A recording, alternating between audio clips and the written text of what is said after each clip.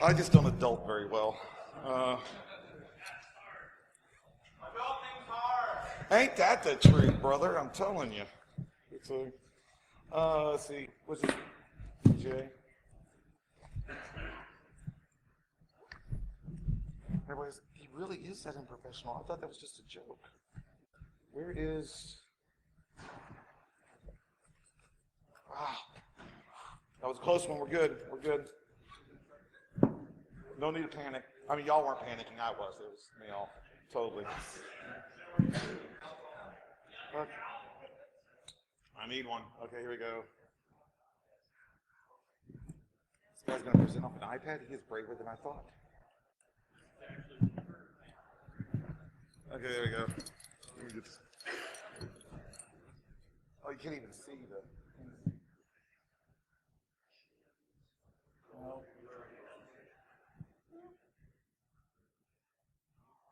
Can y'all see that? See? As advertised. It's like not even playing around. It's like, so. That's a joke, right? Nope. This is a talk that was long overdue, I think, because it's about me failing. Everybody goes to security conferences and you see these awesome, amazing talks of all these wonderful exploits and stuff. Like, that's all you see. And my talk last year was Breaking and Bad, where it's like, oh, look, I broke into this place, and look, it was like the highlight reel of how awesome the stuff that I do is, right? With, you know, some stuff that I was hoping that you would take back and learn from. How true is that? Why doesn't everybody talk about how they failed and how other people cannot make those kind of mistakes? Why aren't people learning how, you know, just go in and say, hey, you know, I messed up. This is how I screwed up. It's like, don't do this. It's always like, look how amazing this is. Yay! One try. Seriously, it just happened. So this is a talk on failure. This is not the cool failure kind of talk where it's like, oh, yeah, I accidentally left an orange out and invented penicillin. Yeah, it's not like that. It's like, you know, it's not the kind of talk where it's like, well, I tried 1,000 times and stuff, you know, and I invented the light bulb after I stole and destroyed Tesla. No, it's not that kind of talk either. This is literally a talk about how I've screwed up and how I've done really stupid, embarrassing things that I get to share with you guys. But it's going to be between us, right? No one else is going to see this, so it's okay. It's fine. That's one of the main things that you need to know about me, is that I'm an expert at failing. I mean, I do it really well. I mean, if it was a job, I'd probably fail at it, but it's not, so I'm doing good. It's like I've made mistakes. It's like I have no college education. It's like I've never had someone telling me how to do things right, so I've usually learned on my own trying to figure out how to do things, and I've made lots of mistakes doing it. So I thought, why not have a talk on that? And so what we're going to discuss during this talk are 3 different lessons from 3 different parts of our life. You know, it's like two fails that I did as a red team, 2 fails I did as a blue team, and 2 fails I've done in the community. And these are like, you know, how I've totally screwed things up. So let's start off. I'm old, so people may not remember this guy. It's Barney Fife from, you know, Mayberry. And this is the perfect way to start this talk, because back in 2000, I started information security. Prior to that, I was physical security and law enforcement. It's like I always had an adversary. I mean, I learned that, you know, I'm dealing with suspects. I'm dealing with people that are suspicious. I came and talked and interacted with every person on their worst possible day. Every single day of my life on the job was dealing with someone on the worst possible day of their life. Either something horrible had just happened to them, and so I was there, or something horrible was about to happen to them because I was there. It's like, it was not a good place. It's like, and I didn't really like it that much. And, you know, who wants to get shot at? That sucks. So I stopped doing that. And it's like, and I got into IT. And back in 2000, I found out that you could do computers and security and no one shoots at you. Of course, now I'm doing pen testing and physical stuff, so people still have the possibility of shooting me now, but, you know, it still doesn't matter. It's like, it's still fun. I'm still having fun doing security with computers. But I sucked really bad at it when I first started because I treated my users and my employees like I was on the beat. It's like, everybody was suspicious. Everybody was someone that was probably going to do something bad on the network. Someone was surfing somewhere or plugging in something wrong, and I was the guy to stop them. I'm like, how's it going? What's up? Downloaded anything suspicious lately? I didn't think so. It was that. It was horrible. It's like I literally did, one of the things that I did was I used to do badge inspection. Company policy said everybody had to have their badge. If you didn't have your badge, you had to get a visitor's badge. So I walked by the owner of the company's, the bank, I walked by his office one Monday. And he was like still looking, his back was to me, to the door, and he was looking on the computer. I was like, hey, what's going on? He's like, oh, it's fine, it's fine. And I'm like, Spidey sense. Had a good weekend? Oh yeah, everything's going great and stuff, It's like, yeah, it was really good. He's still looking like this, working on it. And I'm like, you forgot your badge, didn't you? And his shoulders went down, like, yes, come with me. And I took the owner of the company to the receptionist desk, and he wore a visitor's badge the whole entire day because that was company policy. Was that cool on me? No. That wasn't cool on me. That was cool on him because he bought into the security policy and he enforced it. I was an a-hole. I was a jerk. It's like this picture there's a poster that you can buy, a metal poster that you can buy of this that has on it, says Fife Security Agency. That was a gift to me from the CEO and the management team one day for a birthday and stuff. And I am so really bad at human interaction, it literally took me years to figure out that, oh, they meant it as an insult. They were calling me that guy. I literally framed it in my office thing. It was like, oh, look how nice they gave me one and stuff, No, they were telling me, we think you're an idiot, Jason, and we don't respect you because you're stupid. How good did I do at securing that environment? Not very well. It's like I didn't really do a good, we were secure, we didn't, nothing, well, the company's actually gone, so it doesn't matter anymore. They actually went under, it was a .com thing, this didn't happen well. It's like, so I didn't do anything, and I didn't value add to my users because all I taught them was to try to avoid me. It's like, do things on the policy so you don't have to deal with that, weird dude and stuff, who comes around with the R2D2 cup. It's like, that's not cool. It's like, he's an idiot. Just leave him alone. It's like, and just do what you're supposed to do, and he won't come over and give you a hard time. That's not how you do good security. It's like, we have to start understanding that we got to engage our users and treat them as part of the security process. We need to let them know that we're there working for them to help them keep them employed. You have to cultivate relationships, not animosity. It's like, and I didn't do that at first. It's like, it took me a while to get that going. It takes me a long time to learn things the hard way. But you have to foster an image of being part of the solution, and you're not looking out for a problem. It's not everyone that you're chilling with is a suspect. They're an asset. They're part of your security team. And if your users don't think that they're part of your security team, then I'm not the only one failing in this room. It's like, you have to understand that they are part of the security team. And empower employees to get involved with what you do. You have to show them that what they do and how they help you matters. Literally, oh no, oh, dude. I just got iced by Dave with a warm Diet Coke. And here I am saying that I was unprofessional and not adulting. Wait, no, you gotta get up here and give me a hug if you're gonna give me a Diet Coke. I mean, seriously. Love you, brother. Me too.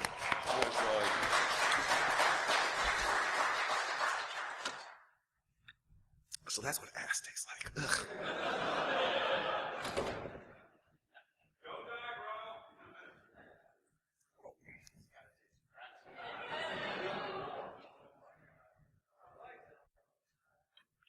I'm so going to spew. Yeah. Is the Smirnoff bottles this big? The can's this big? I don't. Okay. We're going to leave it at that then. There you go.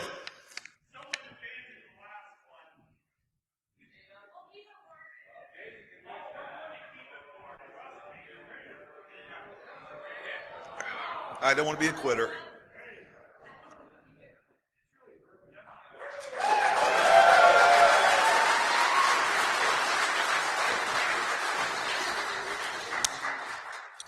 Thank you for clapping so you didn't get to hear the burp. Everybody appreciates that. Okay. So you have to get them involved in the process. And one of the key things that you do that is by giving them ways to be involved. I have a user at one of the jobs that I've worked where he got spam, like phishing attacks and spam emails. And I was like, you know what, well, you can forward those to security if you think they're suspicious or new and cutting edge. He's like, why don't you forward them to us and we'll take a look at it. I did not know what I was getting into. I have a spam filter rule for the spam filter rule guy sending me spam, okay? This guy is so helpful, he literally sends me spam from his home account, not the work account, his home account. Hey, this is a new one, and just in case, I just wanted to give you a heads up. I literally, every, 500 to 1,000, I'll reply back with one going, hey, thank you, I really appreciate that. That is a new one. It's like, awesome. Again, but you know what? To him, he's part of the security team. He's involved. He tells his coworkers, yeah, I help security every once in a while. I'm part of the information security process. And of course, their first response is like, wait, we have a security department here? It's like, it's like, yeah, this is what they do. And it's like, so that's a good thing. That gets them involved in it. That makes them vested in it. Every member from the CEO to the mailroom and in between is part of your information security program. And they need to be aware of that and know that. Now, the next one, this is literally one of the most embarrassing fails I've ever done. I mean, it was like really, I blush very easily for the slightest thing. It's like, which is weird because, because I do this stuff, for a living, but it's like, this was embarrassing. My boss wasn't at work one day, which he's learned to live to regret. And I'm the one monitoring, and I'm always monitoring the firewall logs. It's like I watch the firewall logs like a soap opera. I'm constantly watching it. It's like there's a monitor on my desk, and it's like, because I'm waiting for the bad things to come in and get me. And I'm looking, I noticed one day that there was this telnet traffic from inside our routers. I mean, it's literally at that moment, the phone call's coming from inside the house. And I'm like, what the? And I'm freaking out. So what do? I do what any normal, rational person, no, I can't even finish that sentence because, that's not true. It's like, I freaked out and went over to the networking guy. He's like, hey guys, it's like, we got this ton of traffic. Where's this traffic coming from? I need you to tell me. Do I treat the network guys ever nice? No, they're networking. Screw those guys, right? I mean, let's face it. Let's be honest. Just take a moment here. What did networking guys do? They want to make the network faster. Got to speed it up. Got to make sure we're meeting our metrics. What do security guys got to do? Hold your horses. Slow it down. We got to split the packets, So there's that rivalry.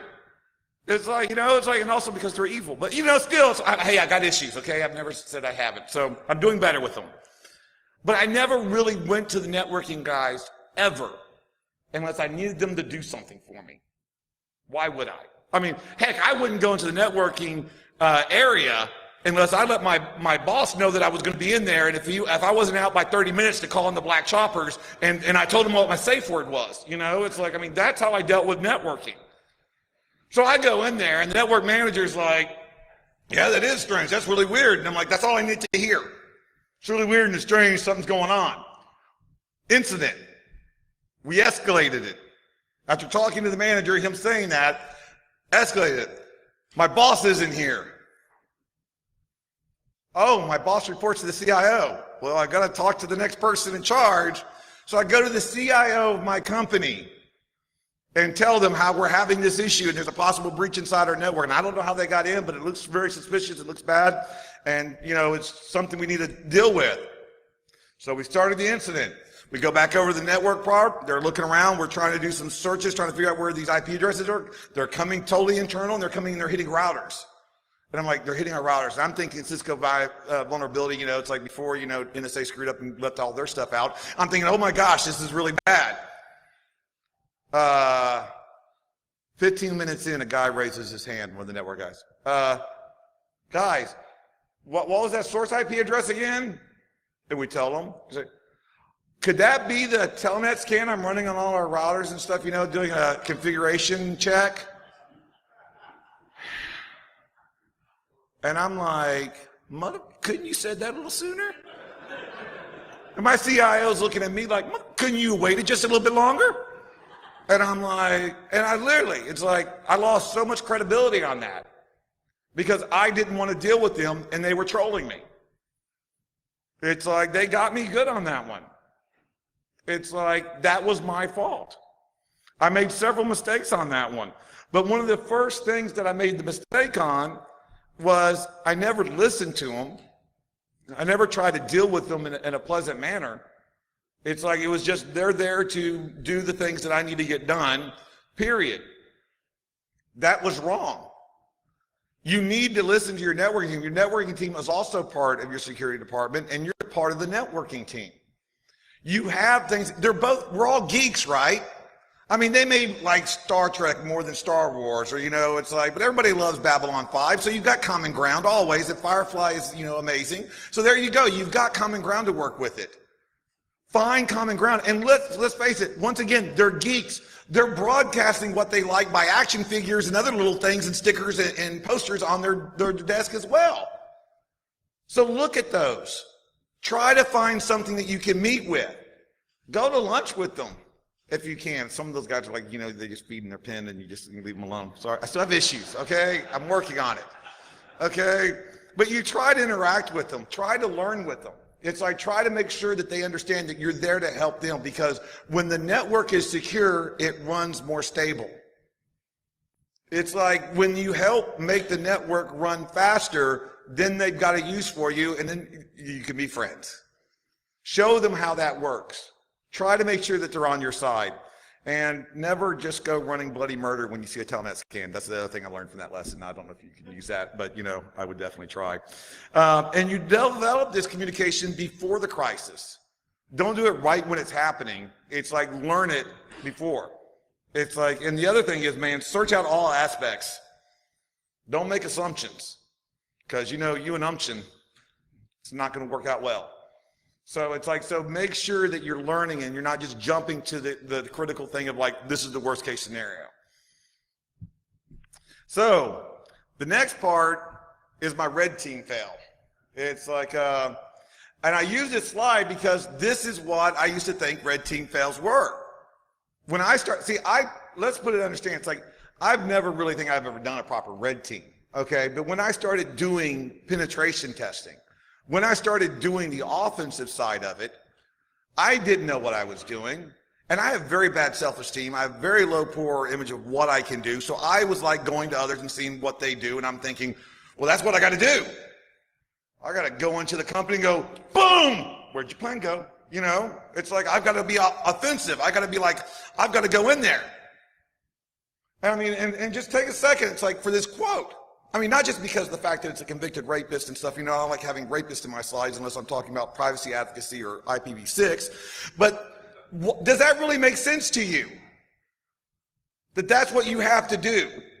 That you have to deal with your client in such an adversarial way? When did they become the enemy? They're your client. You're there to help them make them more secure.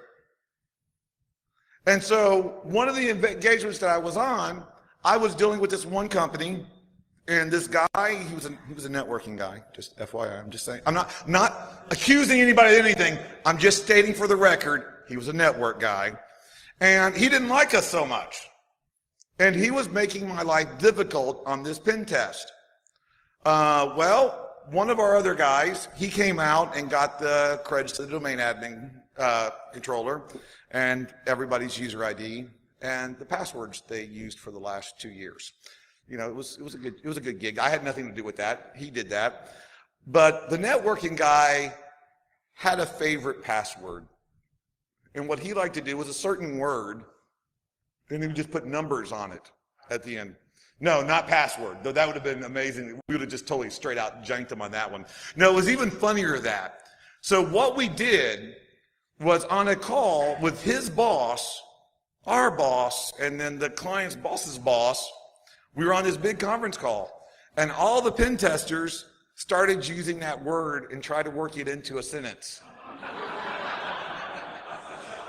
It was creative on our part. Some of it was just obviously, yeah, okay. It's like, it was hilarious. How did it help? Did that make him more secure? Did that make him feel indebted to us for the work that we did and the findings that we found? No. Screw us, guys. He learned nothing from that except for that we were jerks and he didn't want to work with us. And so any of the findings that we had that would have helped secure his company were lessened by the fact that he had to deal with us giving him that information. We didn't do a good job.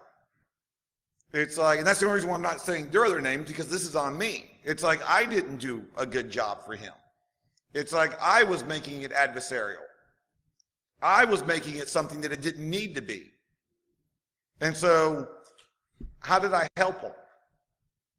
That's a problem. It's like we need to understand, no matter how much damage we do, no matter how much stuff that we do or uncover, we're doing that to better the security of the client. We're not there to find vulnerabilities.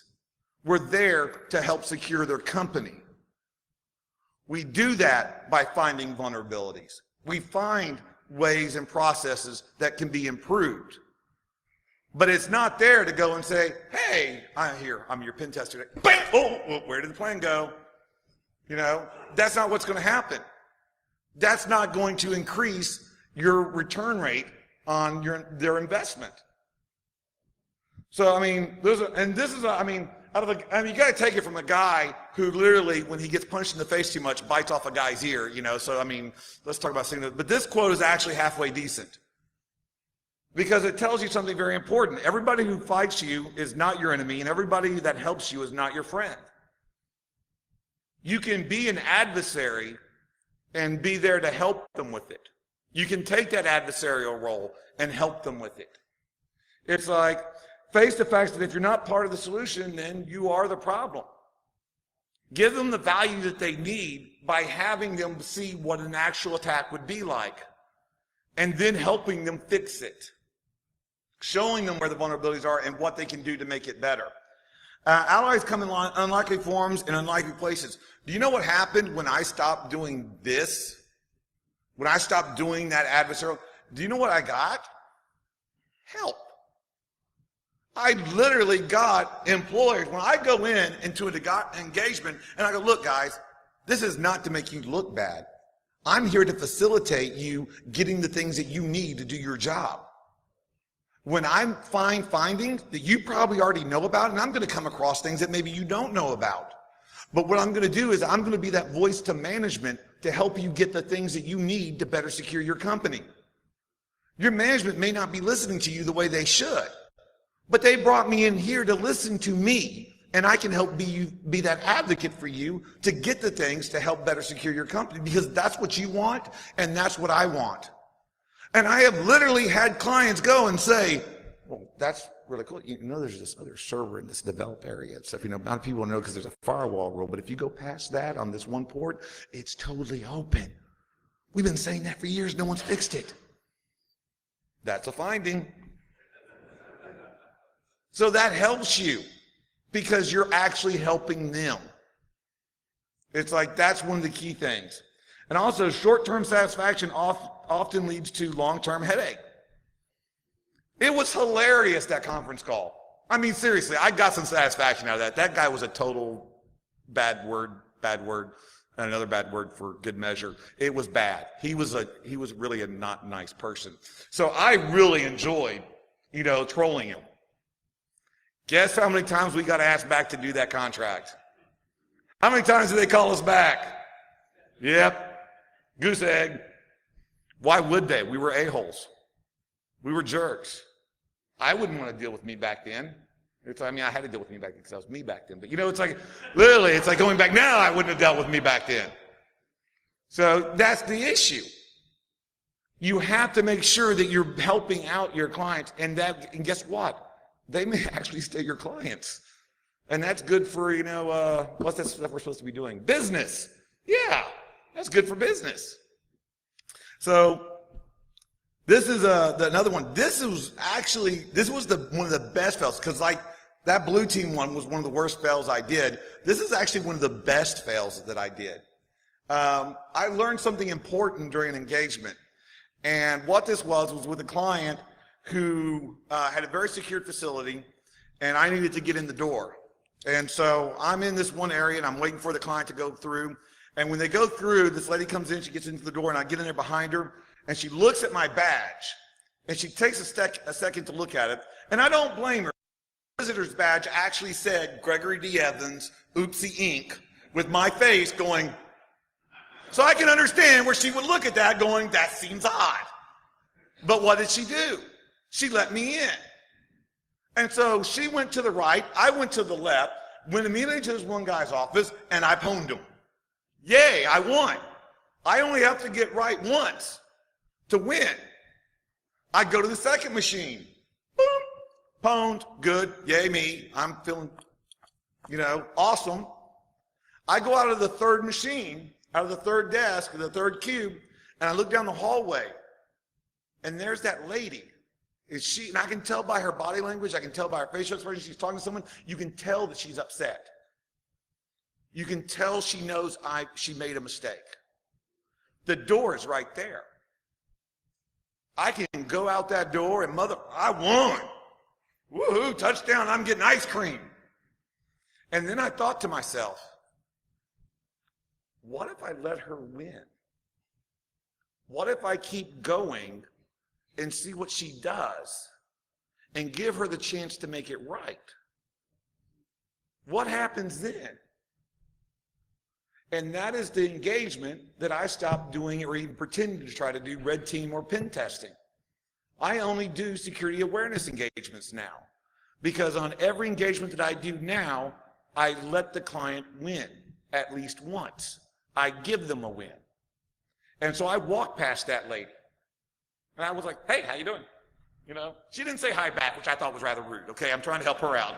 Okay, that was a little rude. I'm just saying, I'm not trying to cast aspersions on the person, but you're supposed to be polite. Well, she was already polite. Maybe that was her problem. So, okay, and I went to this other office, and I get in there, and guess what I did? I compromised that machine, because I'm still doing my job. I'm giving her a chance though, right?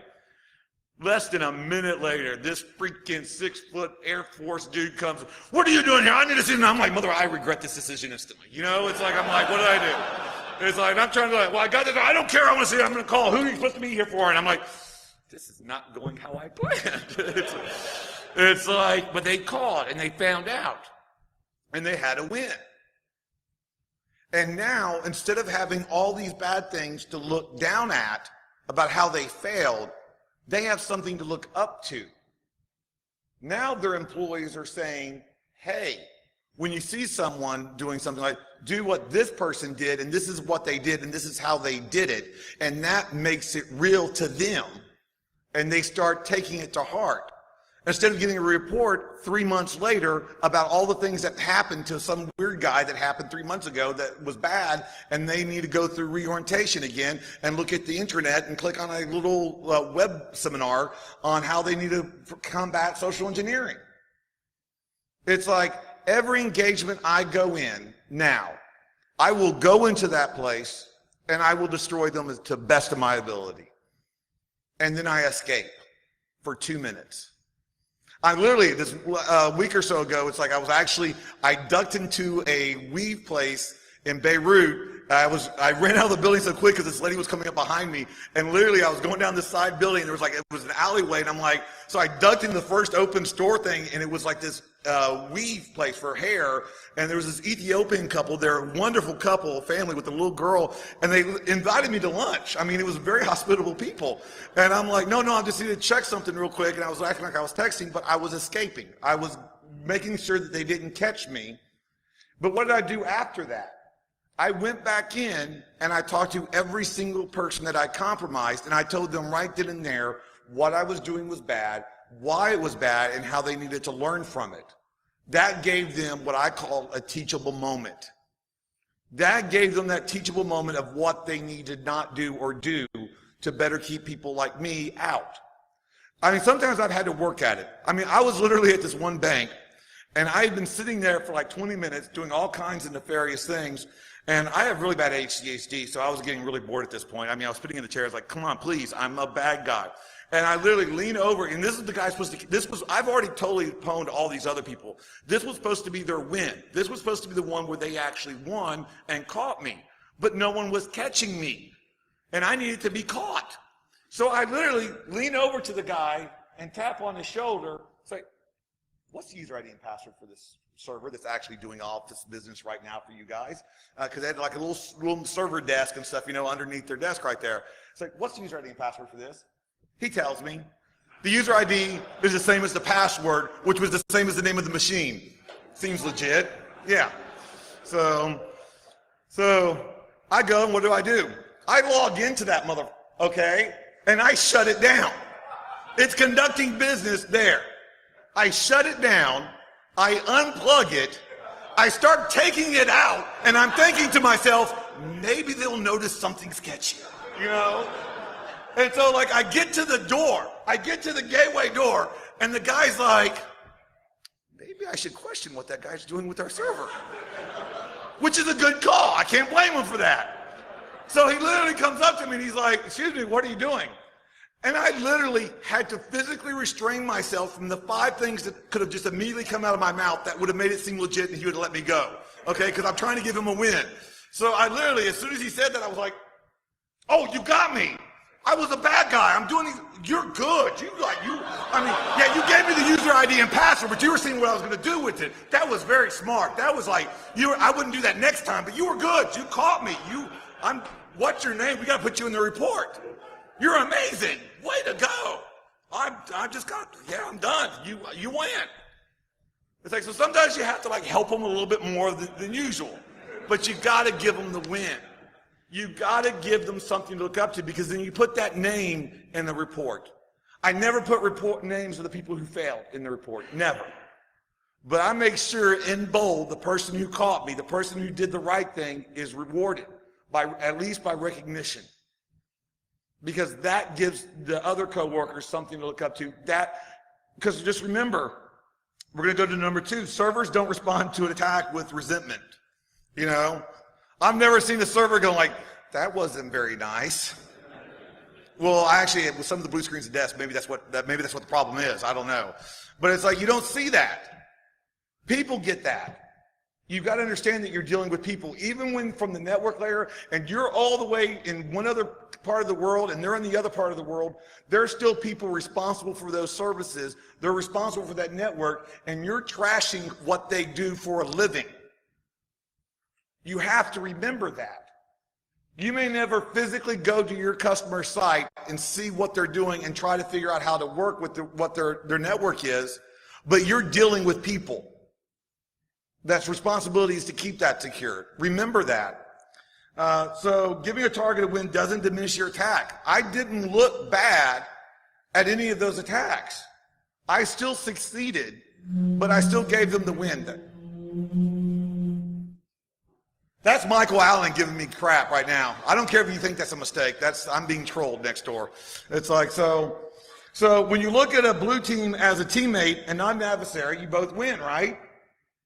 They started listening to what I had to say. They weren't just feeling negative about it.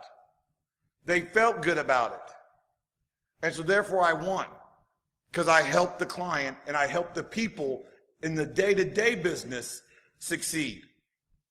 Even on the branches that I totally destroyed and they got no win whatsoever, they still got to hear about the other branches that did good and wanting to be like that and wanting to do that next time.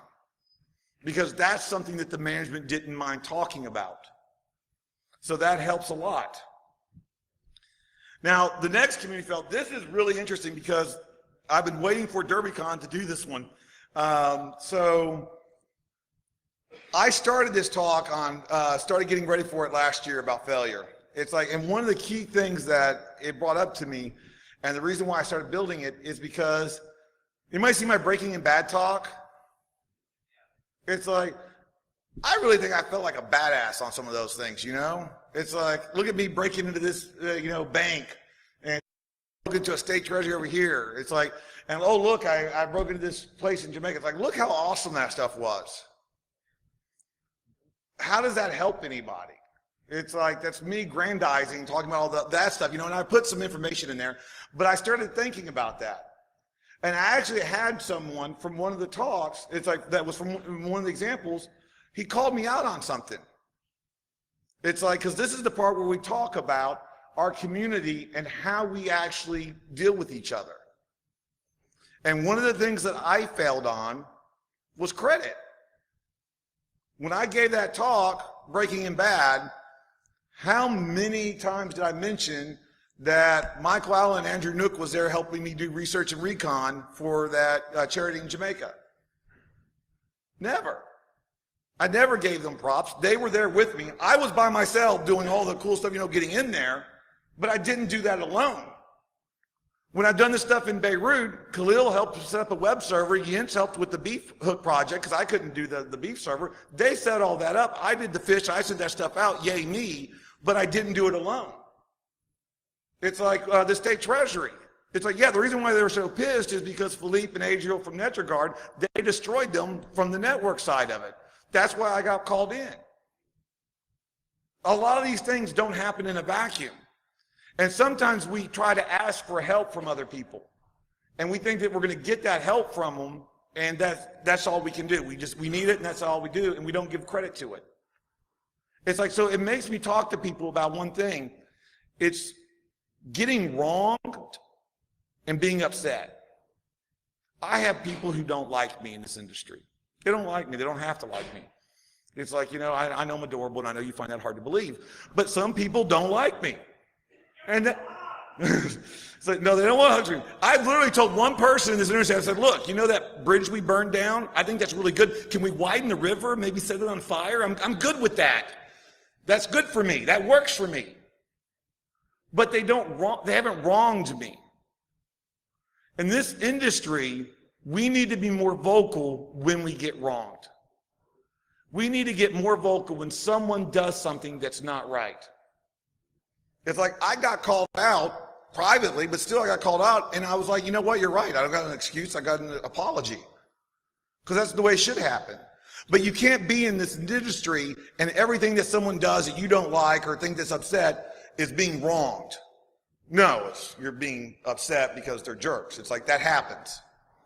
It's like, and it sort of like segues into something else that we're going to get into. But just remember that everyone makes mistakes, but some have no remorse or desire to correct them. So sometimes when you get wronged and you call that person out, they're going to admit it. Sometimes they're not. It's up to you to let it slide or not. But don't let it slide and then let it fester. You either call them out or you say, okay, I'm sucking that one up and I'm just going to forget about it and just live and let live.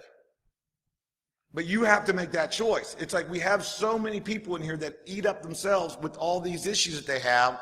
And sometimes it's just literally you just have to say F it or say, no, I'm going to fight this one.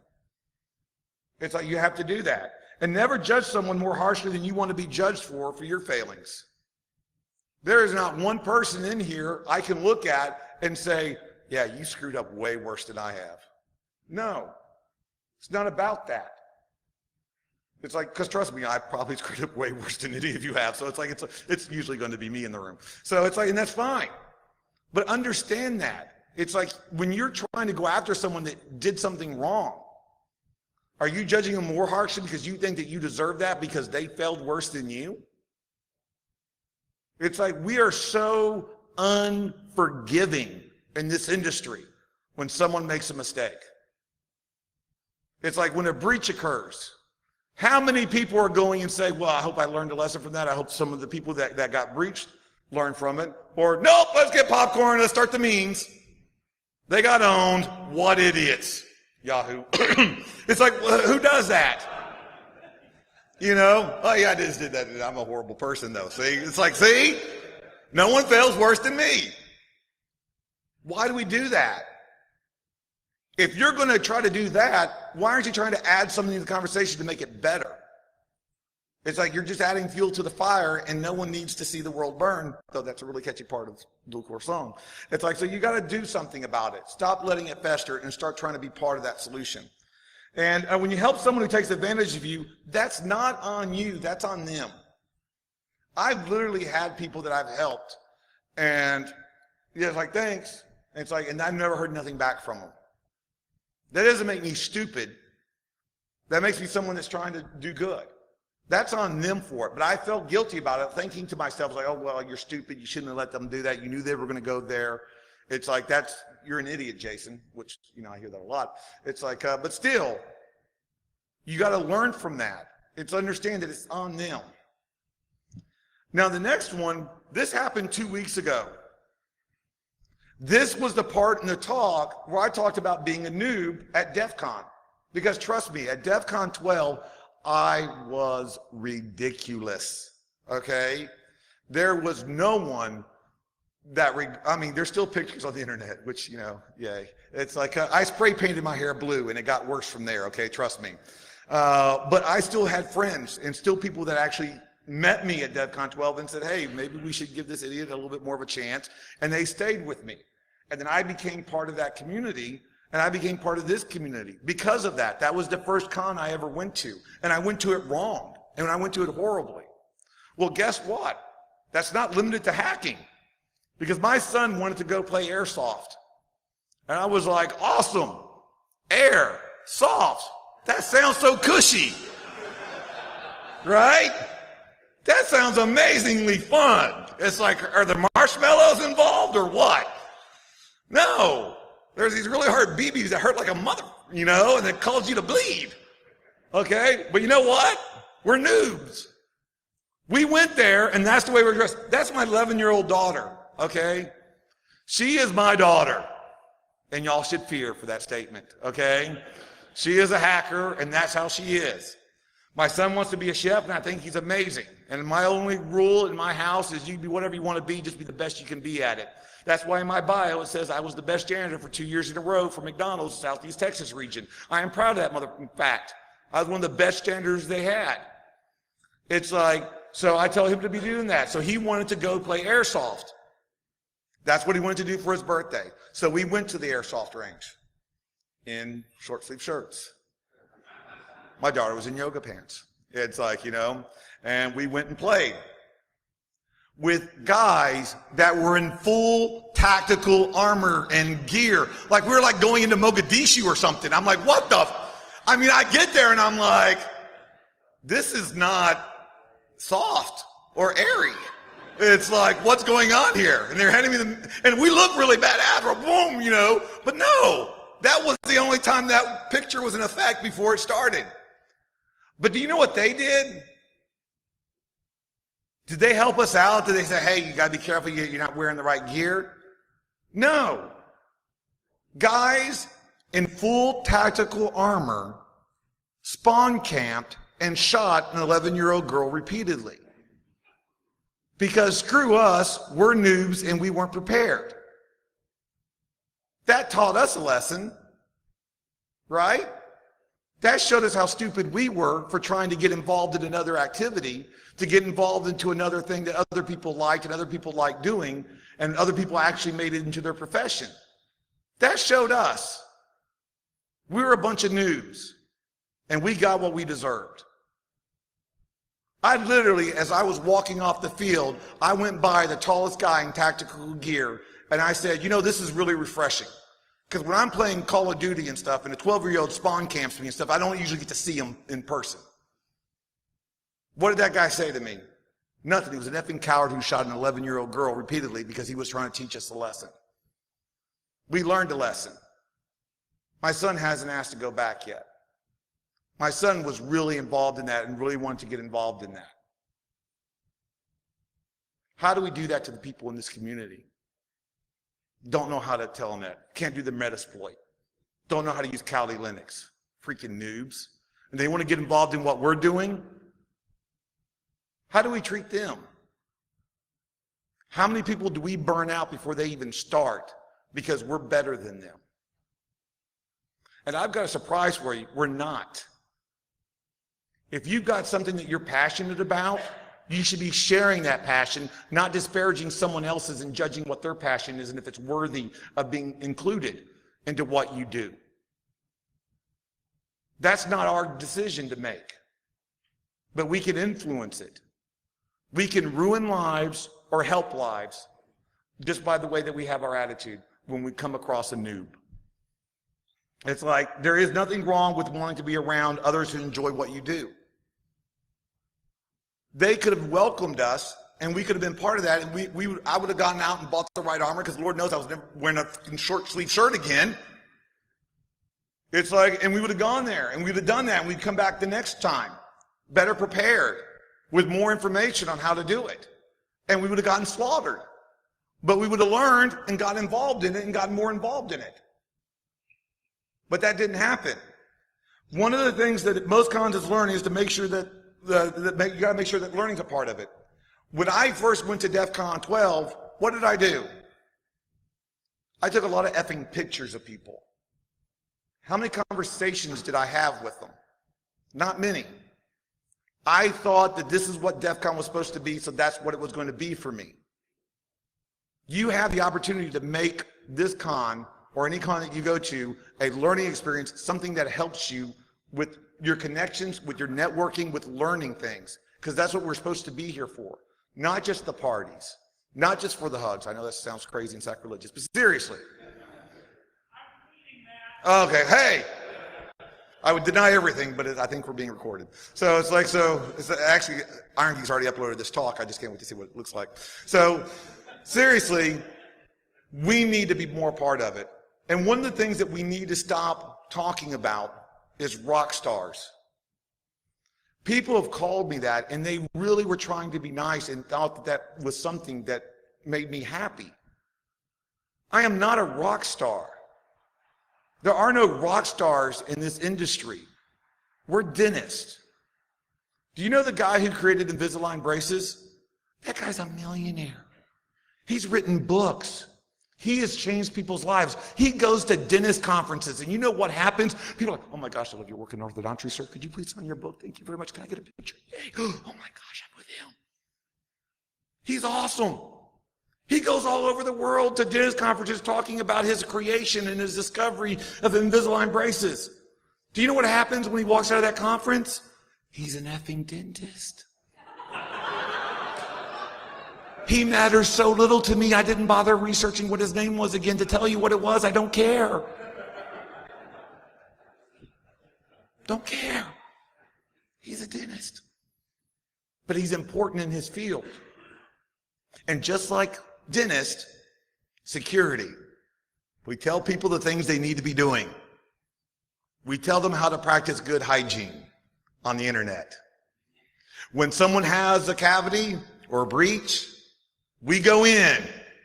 We're invasive, painful, expensive. No one wants to deal with it. But we patch it and we fix that cavity. Or the root canal. Those are really fun ones, right? We do those. And then we're done. And just like dentists, who wants to hear us? Who wants to see us? Who goes like, oh great, I get to go see the dentist today. What CEO ever is like, oh great, I get to talk to the information security department today. That's what we are. We are not rock stars in this industry. We are dentists. We are here to try to make things better, just like a dentist is.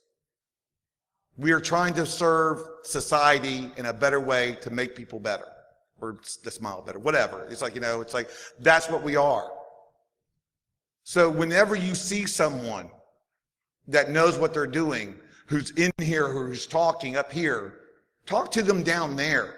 Learn from them, because they are not any more special than you, because you are the same person they were before they got up on this stage, and you're the same person as soon as they get off this stage.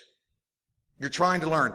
My least effective time at this conference is right now, because all I'm doing is going bleh to y'all, and y'all are listening to it.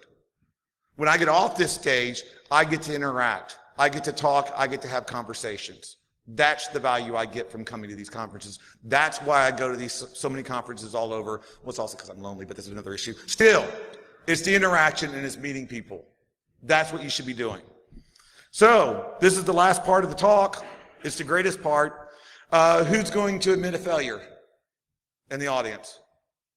Who's going to admit a failure? Yes. Oh, that was horrible. Thank you for that one. Anybody else got a good, what? Yes.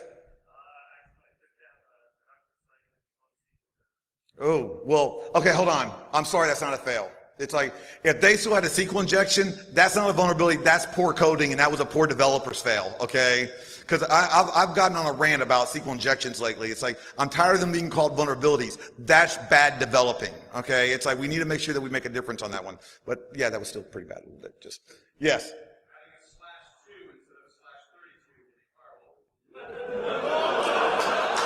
We got a winner! Woo!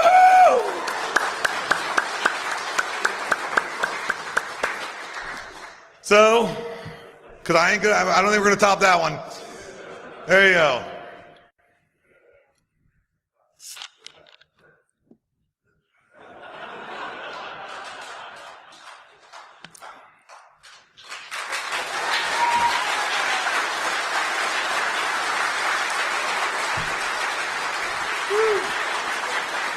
Any other questions? Any questions? Huh? There we go.